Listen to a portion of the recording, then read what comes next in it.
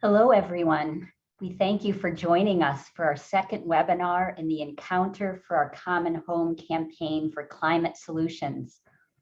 My name is Mary Ann Comfort, and I'm honored to be moderating this conversation. I'm guessing that many of us are joining today because we signed up for the campaign and we want more details. There might be others of you who are wanting to learn more before registering. We welcome you all. This program is designed to inspire you and to begin to equip you for those encounters with your senator's staff. Your state captain or captains will be reaching out soon to prepare you for your specific meetings. In our first webinar last week, we talked about the why of the campaign, the importance of talking with our legislators about climate change as Catholics and grounded in faith and reason. We learned the importance of intentional storytelling and building relationships with elected officials and their staffers.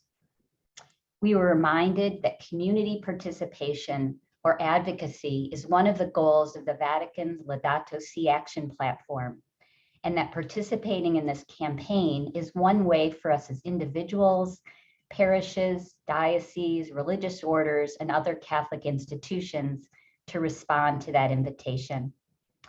You may visit godsplanet.us to find a recording of that first webinar and to enroll in the campaign if you haven't done so already. Enrollment will close on Friday, which happens to be Earth Day.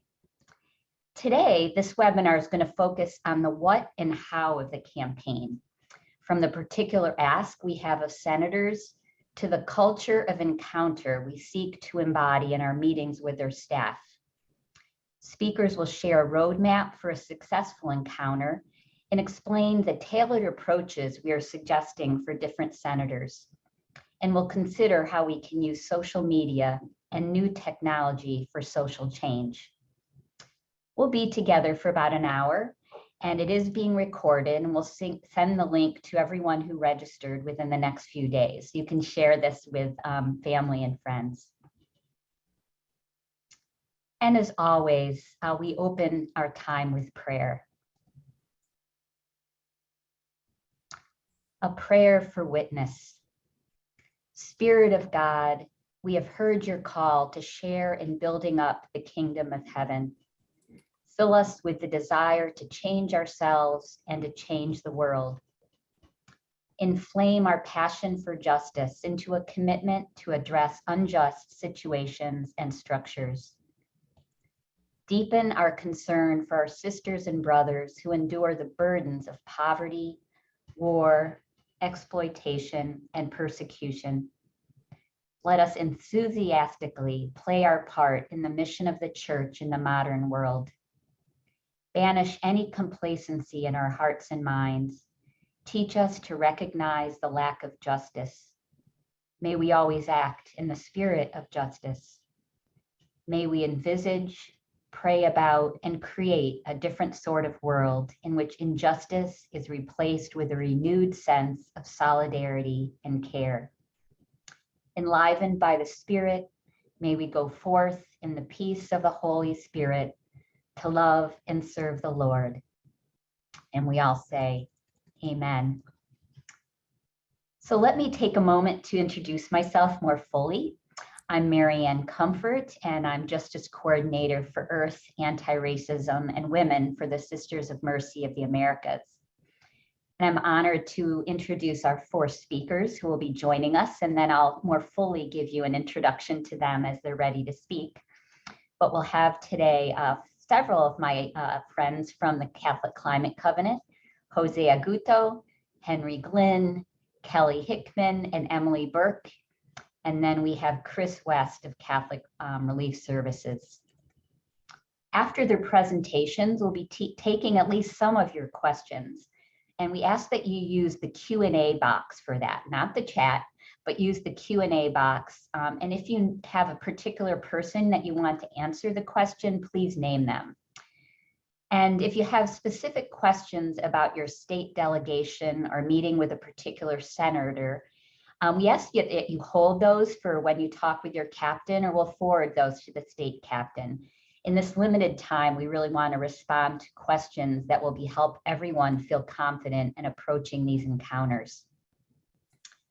So we're going to start off with Jose and Henry. And Jose is the executive director at Catholic Climate Covenant, and Henry is currently serving as the advocacy intern. They're going to speak about the ask of this campaign and why we're engaging in this advocacy now. So Jose and Henry, we welcome you. Thank you so much, Marianne, and blessings to all of you this Easter season.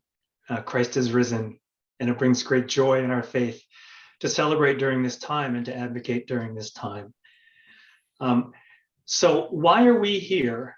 We are here today to seek ambitious climate solutions, ones that will meaningfully address the climate crisis, and to do so from the place of our Catholic faith, for the sake of our common home, our vulnerable neighbors, our children, and the generations to come. Who we are, and thank you all for joining, is over 700 people from 47 states and District of Columbia and Puerto Rico who are coming together to seek meetings with their legislators to advocate for these climate provisions. And we're also joined by 11 Catholic partner organizations. And so, as Marianne said, this is an effort across the entire Catholic Church in fulfillment of our duties with regard to the Laudato Si Action platform.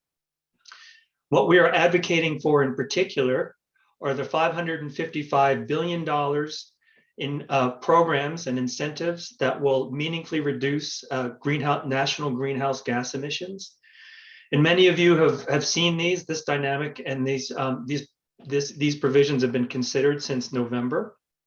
And as you also may know, at this time, that it's primarily the Democratic Party that is seeking to pass these in the absence of Republican cooperation, and that Senator Manchin is the lone holdout on the Democratic side with regard to actual passage of these pieces of legislation based on what is called reconciliation, where the Senate can pass these provisions from a simple majority.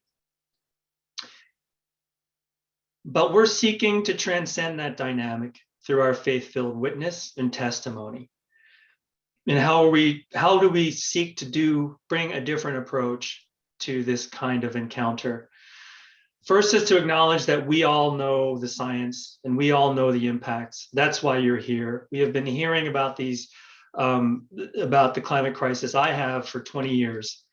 And we know that the time is now, and the time has been long past for us as a nation to act ambitiously to address the climate crisis. I would also say, having had relationships on the Hill, that many Republican legislators know the science. If you were to have a quiet conversation with many of the Republican legislators, you would know that they know this science, and they know the impacts, and they know how dangerous it is to our common future. We've heard Senator Whitehouse and Senator Braun speak about many Republican senators ready to come out on climate change, that there will be a jailbreak.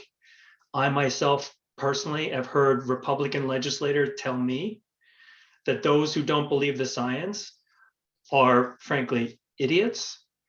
And so we know that they know what the science is. And so we want to take that knowledge and take our knowledge and move it into another place, another dimension, the spiritual dimension, because many of the approaches, and many of you who have been following this legislation closely know that many of the approaches have already been tried and are still being tried. We want to come as authentically as we can from the place of our faith that is beyond partisanship, seeking commonality with our fellow brothers and sisters in Christ, or our fellows who are also in the image and likeness of God, regardless of their position on this, and seek to ask them to discern their positions as if they were sitting or kneeling alone in a pew of a quiet church or synagogue or place of worship, or if they were looking out the window at their children or grandchildren playing outside, and to ask them, what would your decision be, Senator, if you were in that place? So two quotes come to mind with regard to asking them to transcend the current dynamics.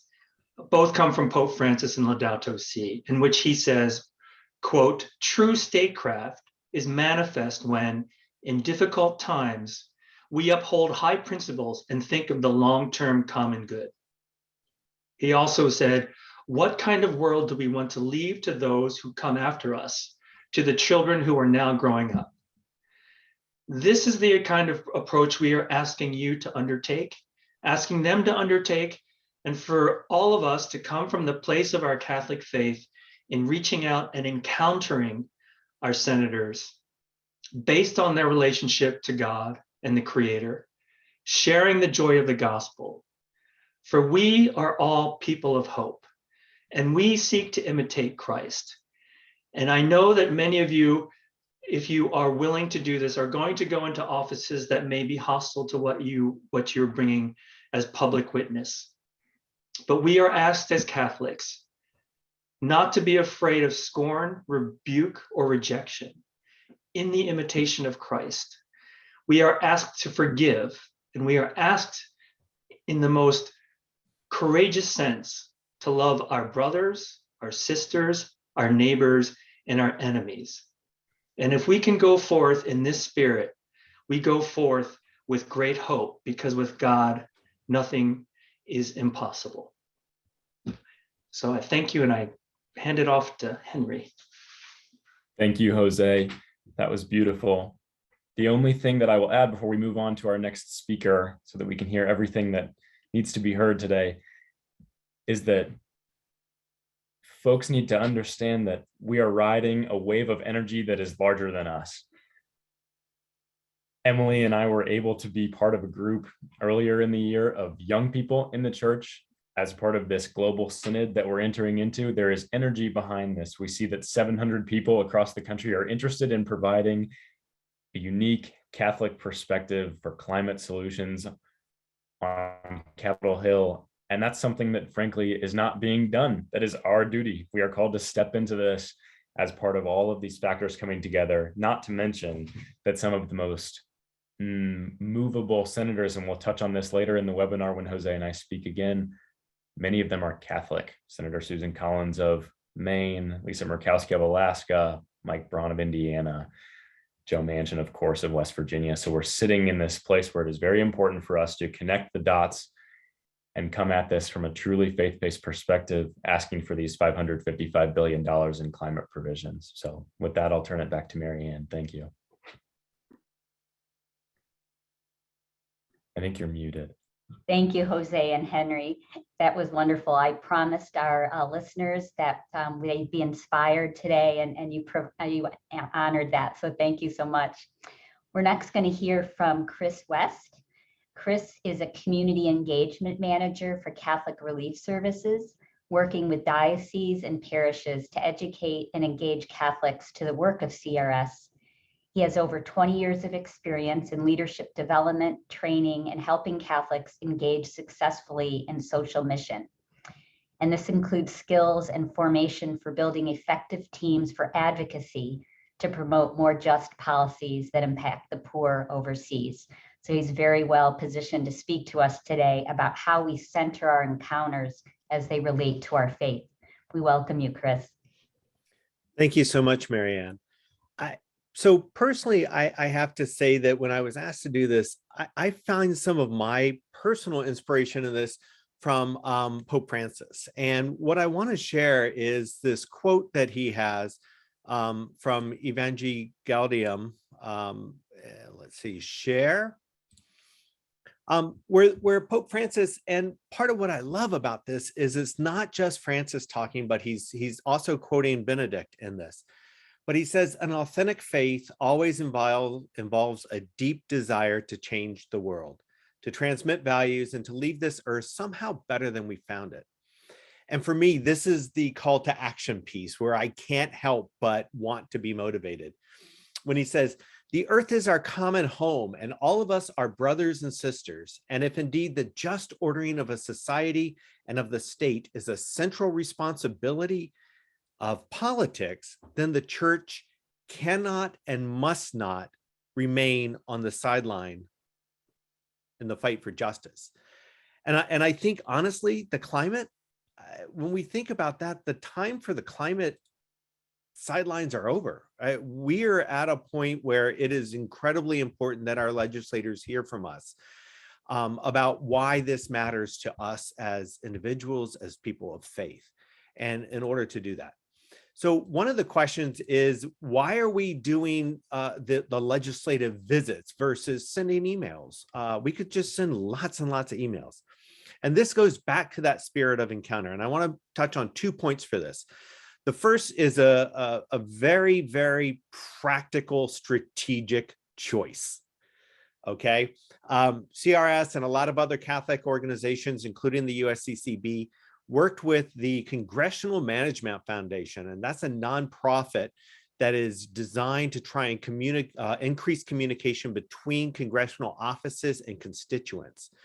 And they had done a survey of offices on what are the most effective techniques for influencing our legislators, especially when they haven't already made up their mind. And you can see from this PowerPoint slide that the number one influential visit is an in-person visit from constituents.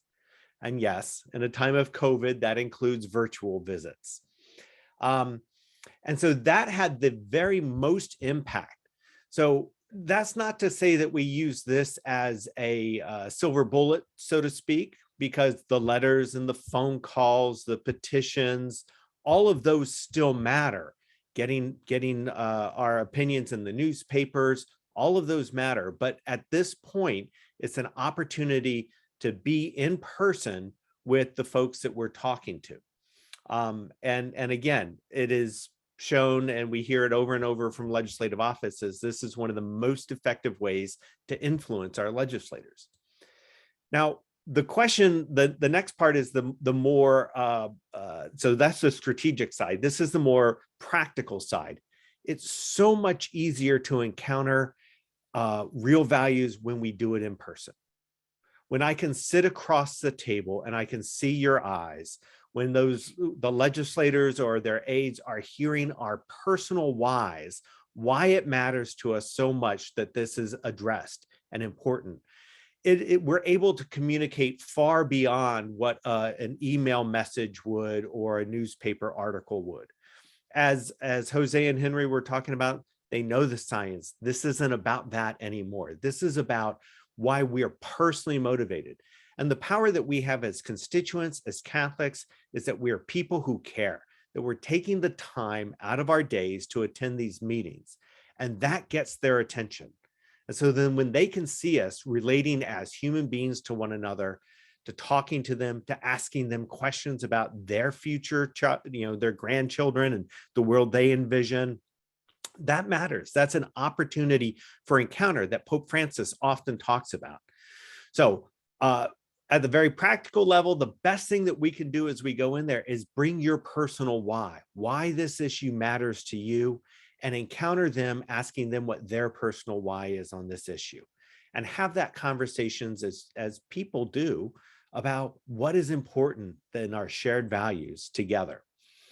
I just on a final note, I want to share that Catholic Relief Services is actually going to be launching a climate initiative of our own this summer, but unfortunately it's not as advanced as where you guys are. Our campaign is going to be on already mitigating the effects of climate that are impacting our poorer sisters and brothers around the world today. So there's work to be done about climate that's already happened. And there's also work that we have to do in order to make sure that we stop this runaway train. Thank you so much, Marianne. Thank you, Chris. We continue being inspired and a little bit of the equipping and telling our personal stories, our personal whys. I love that phrase. I'm going to remember that. Next, we're going to have Kelly Hickman and Henry are going to walk us through what a successful legislative visit looks like. So here's the real equipping part, getting us ready for those meetings. Kelly serves as database manager for the Covenant and is a seasoned Catholic political activist. And Henry has been able to take part in many legislative visits this semester and during his time as a student at Creighton University. So Henry and Kelly, please join us. Thanks, Marianne. I think Kelly's going to share the screen just with a couple of slides. But what we want to get at in the next 10 minutes is something that Kelly and I both discussed that we didn't really have before our first legislative visit, which is an overview of, well, what the heck am I getting myself into? What does the actual meeting look like? So people who work in Senate offices, a lot of them are my age or just a bit older, and their days are often packed with 30-minute meetings.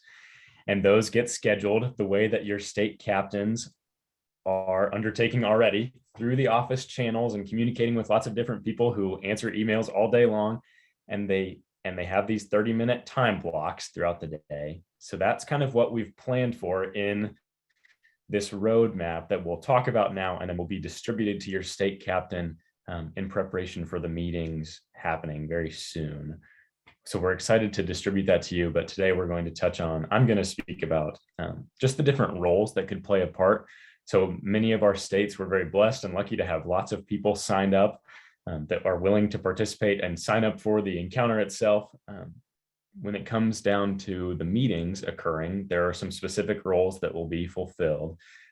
One is a facilitator. So the person will kind of introduce, will probably have been in coordination with the office and set up the Zoom room or coordinate the meeting, and we'll kind of introduce the topic and say, here is who we are. We are a group of Catholics coming from the Encounter for Our Common Home campaign with our personal stories, and we're energized about being here and introduce kind of the discussion.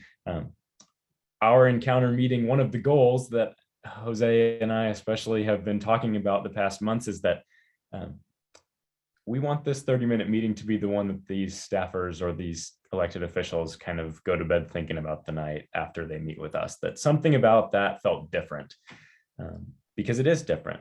And Jose did a great job speaking to that, and Chris reinforced it in it. We're coming from our hearts, not just our minds or a policy position, or because it's our job or something, but this feels different. So we're going to call for a moment of silence, and there are a few potential prayer options that your group can choose to employ or use something totally different. Many of you are seasoned advocates yourselves, so this is an opportunity for co-creation. A discussion coordinator will have an opportunity to kind of run through some background on why we are here, kind of the situation as we've explained it, and as is going to be provided to you in your preparation for it. Then somebody, maybe that same person, maybe somebody else. These are all shiftable roles from about 3 people to 7 or 8 people that can play a part in the actual speaking portion of the visit, whoever's comfortable in this 30 minutes.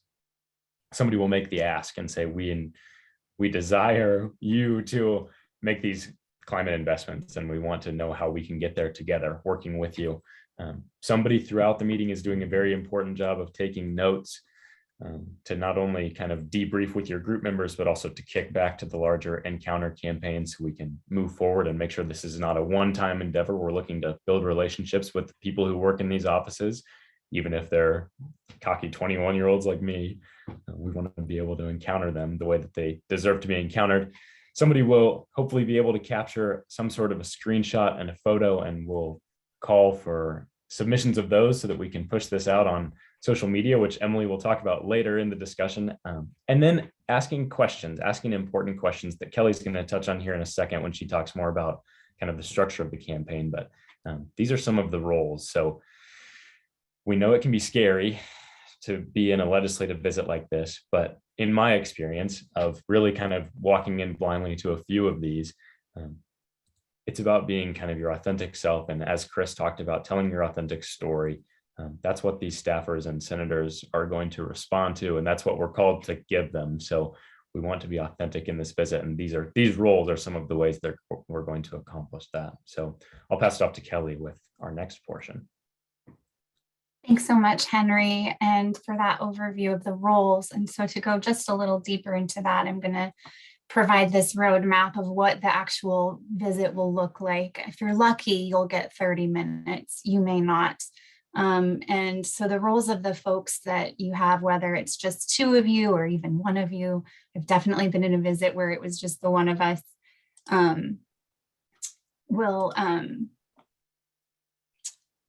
you can divide up the roles as Henry was saying. So the introductions is really crucial in just stating who you are, mentioning that you're Catholic and that you're joining Catholics across the country who are also doing these legislative visits and making this call to action. And then moving towards that request for prayer, moment of silence. This is where it is helpful to understand the spiritual and religious background of the senator you're meeting with. You may be meeting with their staffer and you may not know if they're Catholic, but just having the opportunity to connect and ground yourselves in that spirit is going to be an important way to invite that staffer, that senator who's likely going from meetings to meetings and meeting with constituents all day into a moment of pause so that they can really center themselves and be prepared to hear our message. The summary of the issue role is really just the opportunity to share three major pieces. The position of the Catholic Church on climate change, which will provide information around the science, which, as we've said, folks in our Congress folks, our senators are familiar, our legislators are familiar with the science, and then the impacts. And this is really where you can mention the why, the personal story of what your why is. How does climate influence events, particularly in your state?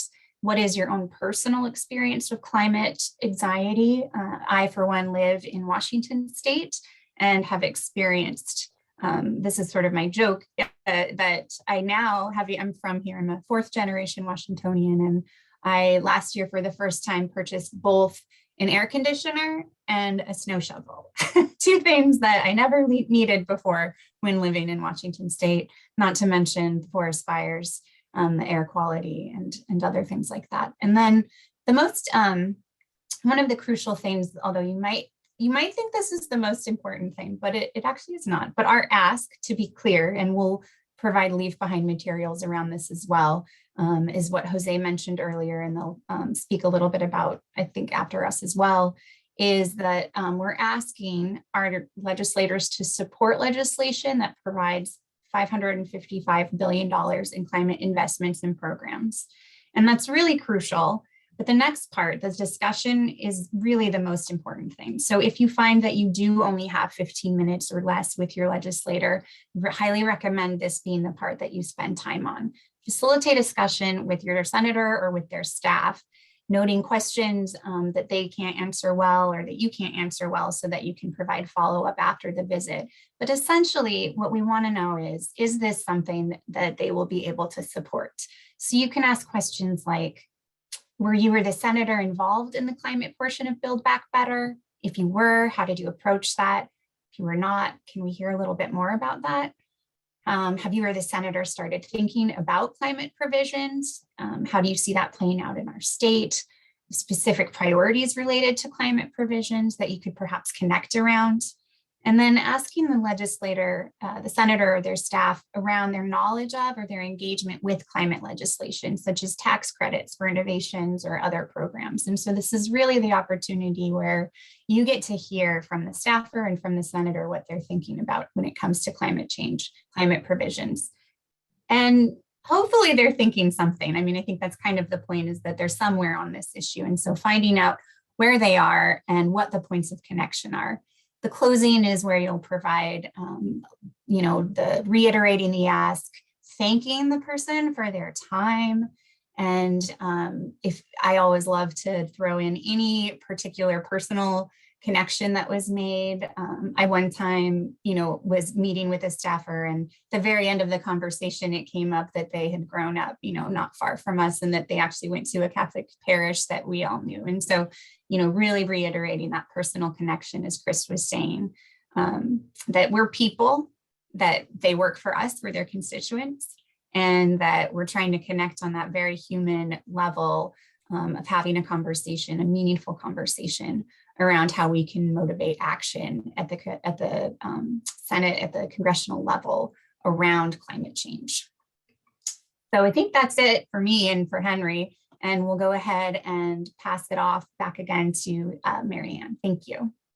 Thank you so much. I think you answered a lot of questions of people wondering what does the visit look like, in a very helpful sketch, and also some sense of where the discussion could lead, and even some questions that you might put in there to get the discussion going. So thank you so much for that. Next, we're going to return to Henry and Jose, who are going to talk to us about different approaches that we're going to have with some of our senators. So Henry and Jose, back to you. Henry, did you want to lead on this one? Sure, I can. Thanks. And thank you, Mary Ann. Sorry that I'm talking so much, everyone. But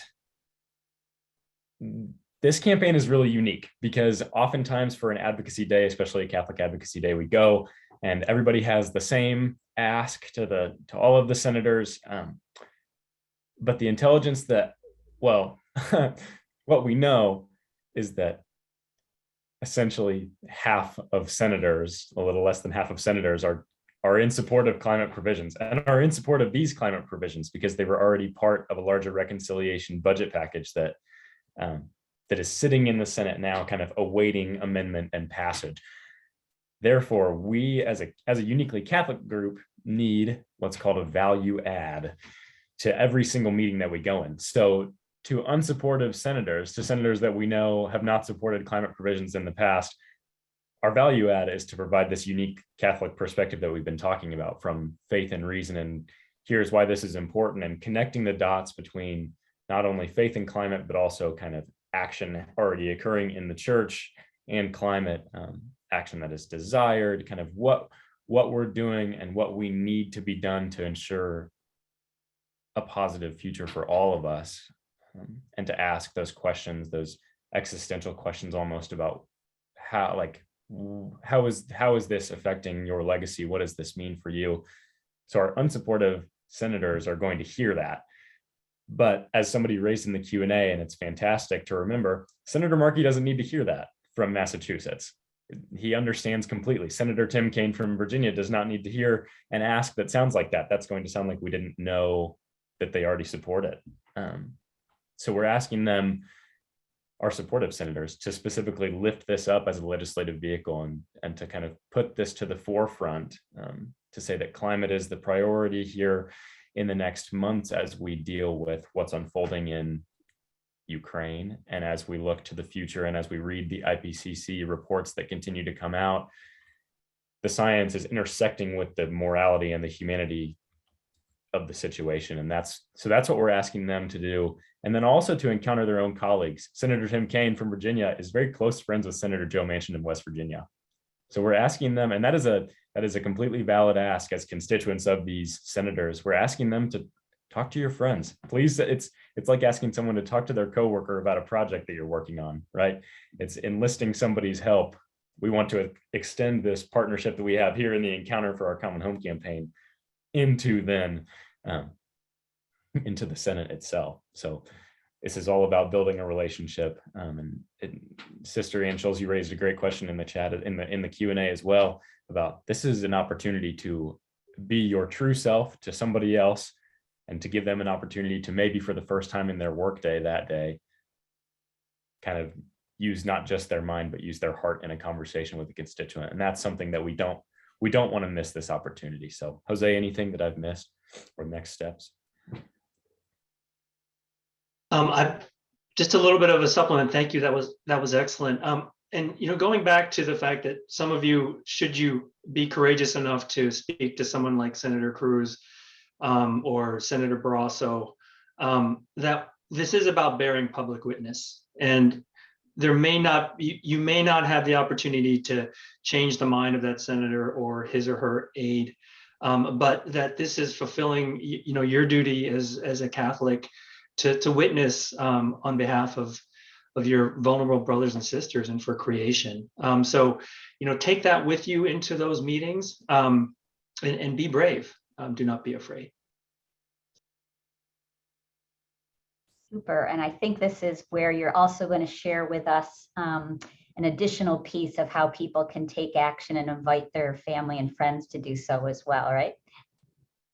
Sure. And so, but before we get there, there have been questions about what is this 555 billion about? And we, Henry in particular, will be sending more information on those provisions. And I'll just say briefly, they're about, for example, tax credits to help spur electric and other vehicle credits for electric vehicles, for helping farms, renewable fuel tax credits for conservation, for oil and gas leases, increasing the amount for those leases, providing offshore wind leases. There is an array. It's an absolute menu of opportunities for our nation to pivot towards a cleaner future, and it is the most ambitious climate legislation that we have before us, and the most viable legislation we have before us ever since the Waxman-Markey bill back in 2008, 2009. This is our last best chance in many, many years to actually see meaningful legislation. And I wanted to emphasize that we are moving beyond, for those of you who have been witnessing this drama since November, we are wanting to move beyond just trying to get Senator Joe Manchin to change his mind. We are asking some moderate Republicans in particular to really consider this from the place of their heart, what their faith and reason tells them, not political calculus, not partisan advantage or disadvantage. And we hope that there will be some kind of metanoia that will somehow transpire through our heart-filled and our faith-filled and our reasoned justification for supporting these provisions. We didn't want to get too much into the weeds about the specific provisions because that's not why we're here. I would also say, just as we were saying, we know that many senators are fully appreciative of the climate crisis. We also know that many of the senators have seen this legislation. They do know what it's all about. And many of them, if not all of them, have positions on this. So it is not our role to be debating, to listing all these provisions and to be debating their merits. Our role is to say, we know, you know, this is very important legislation, perhaps the most impactful climate legislation we will ever see in the coming decade, and we're asking you to support it right now. So I wanted to just get that off my chest. So going back to Marianne, your introduction, we do actually have an action alert. And I know, Chris, you mentioned that it isn't one of the most effective avenues for advocacy, but it still has some merit. And we want to bring this, and we are going to introduce this. And when I say we, it is the 11 Catholic organizations that are part of this effort, the Encounter for Our Common Home campaign. And you can see who they are if you go to the God's Planet website and the advocacy page. We together are lifting up an action alert, which will be launched tomorrow.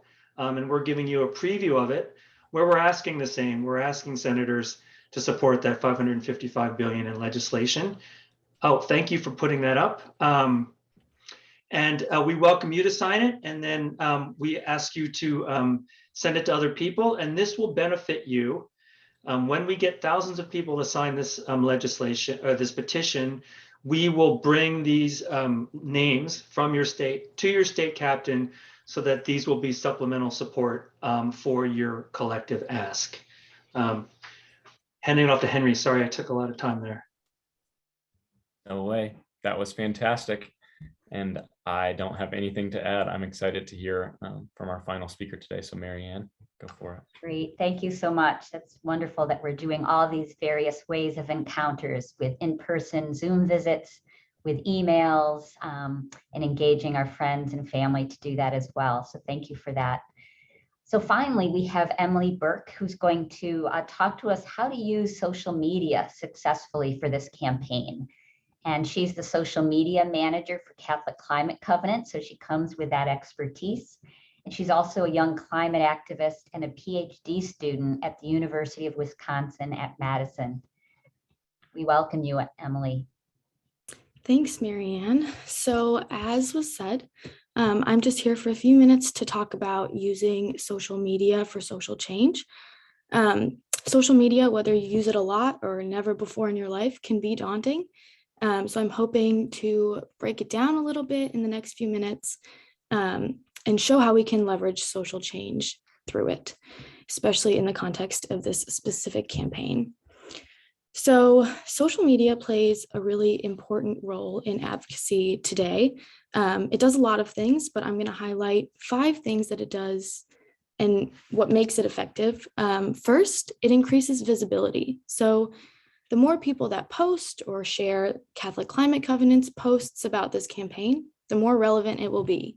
When senators or onlookers come across our posts with really high engagement, they'll see that this is an effort that has the support of many Catholics behind it. So it's not just a handful of rogue Catholic organizations, but a concerted, organized push with wide-ranging support. Something that we can do with social media is storytelling. We all know that storytelling, kind of like Kelly really highlighted, is really important for advocacy and for appealing to not only the minds, but the hearts of our legislators. Social media can put faces and names to numbers. So think about the difference between reading that there are 700 Catholics engaged in this campaign versus seeing photos of real people, real Catholics working and preparing and meeting with their senators or senator staffs. It makes our work more real, more tangible, more interesting, and more convincing. Social media also helps with movement building. So the more people that post or again share our posts about this campaign, the more people will see it and the more people that we hope at least will participate. It can also help to document social change. So as many of you probably know, advocacy is never a one and done, right? Social media can serve as a sort of time capsule and allow us to look back, look forward, see progress, what we've accomplished together, those kinds of things. And lastly, we can use social media to apply pressure. So posting on social media is a way to apply social pressure to make your senators feel like they have people watching them, expecting them to make the right call, things like that. So like I mentioned, social media is a way to tell a story. So I'm quickly going to show you how you can tell your story of participating in this specific campaign with 5 easy posts. So the first is sharing you preparing for this, a photo of your visit roadmap like Kelly shared, or your notes printed out on your desk or in your hands. So by explaining what you're doing, linking the website of the campaign so that your followers can become interested and learn more for themselves will get people engaged. You can post about your planning and your training. So a photo of you tuning into this webinar right now or watching the recording. Was there something today that really stood out to you? You can watch it back and find a quote from one of our great presenters and share that because people will be engaged and interested and want to look into it. You can share community response. So share others' posts or your followers' reactions to your posts. What kind of support have you received as you've discerned or decided to participate in this campaign? Think about that and share that. The next thing is actually doing the action. So take photos or screenshots of yourself and your team on the day of the legislative visits. Ask your senators or their staffers to smile for a quick Zoom screenshot if you're doing it on Zoom and share these photos. Those are really impactful. What was something that was said at your visit that gave you hope? Keep that in mind, write it down and share it later.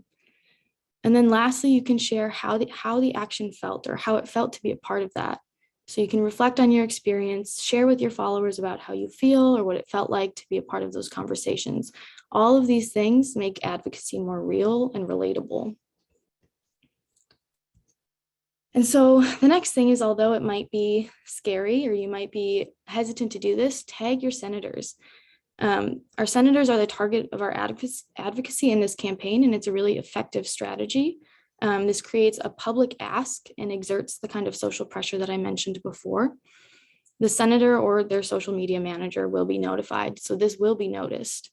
I live in Wisconsin, so I just quickly wrote up a sample tweet of something that I would send to my Wisconsin senators as part of this campaign.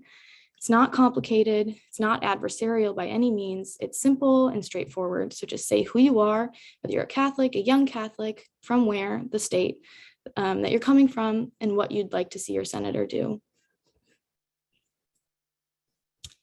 And kind of as Henry mentioned earlier, we want you to share your photos with us. So these 5 photos that I suggested you take, share them with us. We want to help you tell the story of this campaign, but we can't do that if you don't share your photos with us. So as you plan, prepare, and attend your encounter meetings, take photos of yourself, of your team. These can be actual photos or just screenshots. We, again, want to put faces and names to the number of people participating in this campaign. So we've created a link for you to upload any photos you take so that we can help to share the story. It's up here. It's bit.ly/encounter photos. Keep in mind that this is case sensitive though, so the E and the P need to be capitalized.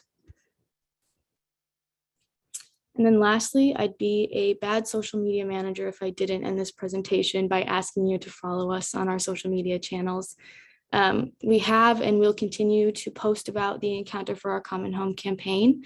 If you don't already follow us, here are our accounts. You can share our posts with your followers. That's really low hanging fruit, usually requires 1 or 2 taps, but that expands our audience and potentially the people that are participating in this campaign. If you'd like to take that a step further and post your own post from your account, we have a social media toolkit available on our website. That's the godplanet.us/advocacy website. That's all over this campaign's materials. Feel free to click around there, use any of our graphics or anything that you'd like, whatever is useful to you. And of course, if you have any questions, we are here for you. So feel free to reach out to myself or our Director of Communications, Elena. Both of our emails are listed here. And so with that, I will hand it back to Mary Ann. Thank you so much. See, I promised everyone that we were going to be both inspired and equipped for our meetings. This has been great. We've had lots of questions, and I think a lot of them have been answered around the legislative ask, people being reassured that your captain for your state delegation will contact you, and then there'll be a lot more specific information, a lot of it written, talking points, the roadmap, things for you to have as you go into your meetings. But there are a couple of real substantive content questions I'd like to make sure we get answered. And so maybe I'll ask those and ask people to respond as concisely as you can so we can get a few questions in here. The first one I think would be for Jose and Henry. This is from our friend Russ. Wondering about how do we bring messaging in around Ukraine and the need for sustainable energy. We know there's been a lot of countering messaging going that we have to drill more, we have to get more oil and gas to bring the prices at the pump down. So Jose or Henry, do you want to reply to that in case that comes up at all in people's conversations with staff? And it very well might. Sure, I'll start. I would recommend leading with energy independence. I don't think that we have much political capital to be opposing all of the above strategy that we're hearing about. And for example, the Biden administration recently, opened up more federal lands for oil and gas. And these are tragic developments. And he is responding to the high oil gas, gas prices and what is happening right now. In that situation, in that fossil fuel situation. However, we absolutely, and everyone recognizes this, and I think this is a very, very strong, sustainable ask, that we absolutely have to pivot away from fossil fuels into the future. And that these provisions, these 555 billion in provisions, are getting us on that track so that we can assure a sustainable future for the decades to come. So these two positions are not ones that will crash into each other and cancel each other out. What we're asking for is a very solid, sustainable ask that is legitimate, regardless of the geopolitical situation we're in right now. Great. Anything you wanted to add, Henry? I would reiterate that we know that energy independence language is playing very strongly on the Hill right now. This is something that a lot of us care about, right? Many of us drive cars that take gas and we're paying more for a gallon of milk or whatever it is at the store. So understanding that the senators are feeling a lot of pressure about that as well. We're coming into an election year. All of this is coming to a head at the perfect time to make investments in climate and to provide the political cover with something like the phrase of energy independence, of ensuring that our energy is ours and we don't need to rely on autocratic petro-states like Russia to provide our energy or to stop harming our planet. This is an opportunity to do all of it at once. And I think that that's kind of the important part of talking about, of speaking to the Ukraine crisis. Great, thank you. We have a question from Joe Mueller about if we've thought of a strategy to winning over Republicans, such as helping prevent drought, especially if they're in the Southwest, or soil degradation, arguing it as a pro-life issue, arguing it as a keeping America safe issue, since the Pentagon has been speaking out on this. You know, what about some of these talking points to use when you're going into maybe some of what you've called the unsupportive senator offices? I can start and somebody, and Jose, you can add and clean up. Joe, thanks. That's awesome. All of these are great. And this is where this campaign becomes really special, because we are following as closely as we can the Catholic social teaching principle of subsidiarity. So we're providing you with a basis, and we're going to provide you with a binary roadmap that says, like, kind of, if your senator supports this, then here's what we're going to recommend. And if your senator doesn't support this, here's what we're going to recommend. And that's going to be two completely different meetings. And that's what we want. And that's what we desire. So points like those are incredibly important. I would say that Kirsten Sinema in Arizona is probably very interested in hearing some stats and some stories about desertification. And a lot of these, and just as Senator Braun in Indiana is, I'm sure, interested in hearing about it as a pro-life issue, these Catholic senators that kind of understand that language. So this is an opportunity for co-creation with your state delegation. So, which leads me into a quick point that I can make. So last week, I reached out to all people who had volunteered and clicked the box that said, I want to be a state captain. They received an email with the list of their delegates in their state. But if you have not yet received either that email from me or an email from your state captain reaching out, then it could have gotten lost in translation or something else. But please feel free to be in communication with me. I'll put my email in the chat, and we can get that figured out so we can schedule these meetings. For those states without a captain, you definitely received an email from me, because I called on you to think about becoming a state captain. So please consider doing that for us and entering in a small leadership role in this way as well. But Joe, thank you. Those points are great. And I would encourage any and all co-creation with your delegation and your leaders. Yeah, if I could step in, I would just say that I think part of it is doing research on your particular senators, so you know what's important to them. Know your state. So if you're in the Southwest and drought is an issue, bring that up. If you know your senator really cares about life, as talks a lot about being pro-life, you can bring that in. So really know your senators and your state, what is most going to resonate in the state. Jose, this is for you. We certainly have some of our friends online who are members of Citizen Climate Lobby. So we have the inevitable question about, is carbon fee and dividend going to be part of the bill that we're advocating for? No, we are not lifting up, our campaign is not lifting up carbon fee and dividend at this particular time. However, in our, I believe in our action alert, when we talk about the 555 billion, we also say, and other legislation, other climate ambitious legislation.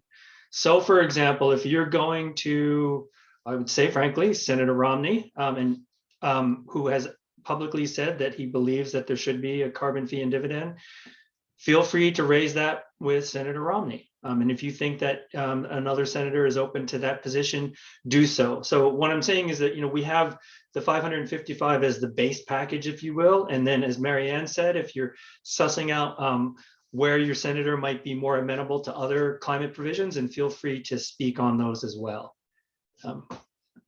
Great, thank you, Jose. We also have a great tip from Fran Ludwig. She's suggesting that if you're in a state with a supportive senator, in addition to doing the advocacy that we've heard today, they could write to friends and family in states that have senators that aren't so supportive of our messaging, and provide your own messaging to them and ask them to contact their senators. So that's part of being organizers. Being advocates is doing our own advocacy. Being organizers is when we invite others and equip others to do advocacy as well. So thank you, Fran, that's really important. And she ends with the messages from constituents count, and that's very true. So reach out to folks in Texas, in Arkansas, in some of these states where the senators really need to hear that constituents are concerned about climate change and that faith is compelling to do that. We also have some questions around the social media. So maybe Emily, if you want to take, I'll put a couple of these together. Brian McGee is wondering if there's going to be a Twitter push or if there's something that everybody would join together to do some amplifying of tweets. It very well could be. I would say probably if you want to do something now, wait for the action alert to go live tomorrow and share that out. As far as like a concerted tweet push, you can use any of the Twitter graphics or tweet pre-existing captions that are in our social media toolkit that's on the God's Planet website. And if you and your state team want to organize that, or if you wanted to get the state captains together and organize that, that could be something that I would be happy to assist with. But there are materials to tweet out. It would just be a matter of deciding what to make a concerted push. Great, thank you. And I'm going to conclude with a comment from our friend, Sister Ann Scholes, who's reminding us that this isn't a one-time visit. We're having this one encounter with our senator's staff, but we're really seeking to develop a relationship. And those of you who are a part of or know about Citizen Climate Lobby, they're very effective in that we hope that we're having this one meeting to talk to senator's staff about our concern about climate change, and that we'll have future meetings when there actually is a bill and we have a number and we go back to them and talk to them. So think about this as cultivating a friendship, cultivating any relationship that you want to be encountering these folks with that in mind. So thank you for that reminder, Anne. That's really very helpful. So thank everyone for these wonderful presentations. Thanks, folks, for your questions. I hope you all felt that they were answered. If not, you'll have your state captain or have those of us of the Covenant partners who've been checking in with you. You can ask other specific questions you have. We want to remind you that we are keeping the registration open for the campaign through Earth Day. So if you haven't yet registered and now you're all excited and inspired and equipped to join, please do register. Be on the lookout for more information from your state captain, who will be talking with you about assigning those roles that we talked about in this presentation, and also have opportunities to talk together about that approach. How do you tailor your meeting, as we heard about, given whether the supportive or unsupportive senators or what's happening in your state. We also want to make sure that you tell your family and friends. We have the action alert. And so certainly invite you to share that with people who don't have the capacity at this time to join the campaign and have these in-person encounters, that they can have their own encounters via email and email their senators to express to them how important climate action is to them. We know that we have more than 700 people who are registered in 49 states and territories, and we want that to be enhanced by as many people as you can reach as possible. Again, that difference between being an advocate and organizer is getting other people to join you. And finally, if you have any further questions, you can always email info@CatholicClimateCovenant with any questions. And there always is the godsplanet.us website as well. So thank you to everyone. We wish you all a wonderful rest of the Easter season and bless your encounters with your senators.